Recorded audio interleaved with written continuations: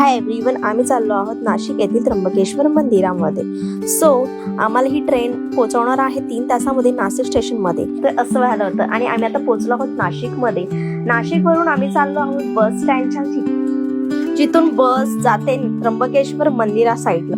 आम्ही बसलो आहोत बसमध्ये आणि 1 ते 1.5 तास लागतो त्र्यंबकेश्वर मंदिराकडे जाण्यासाठी. त्र्यंबकेश्वर मंदिराच्या बाहेर अशी ही मोठी लाईन लागलेली आहे, जी आतमध्ये पण आहे आणि बाहेर पण आहे. तोपर्यंत मी तुम्हाला या मंदिराबाबतची माहिती सांगते. हे मंदिर 12 ज्योतिर्लिंगामधील असलेलं एका महादेवाचं मंदिर आहे.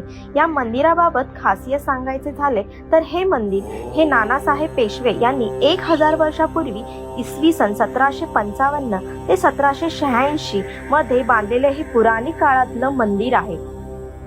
त्र्यंबकेश्वर येथे शिवपिंडीमध्ये अंगठ्याच्या आकाराच्या 3 कपार आहेत, ज्यात मूर्ती म्हणजेच ब्रह्मा विष्णू महेश विद्यमान आहे. या शिवलिंगातूनही गोदावरीचा प्रवास सातत्याने सुरू असतो. या स्वरूपाचे हे जगात एकमेव शिवलिंग आहे.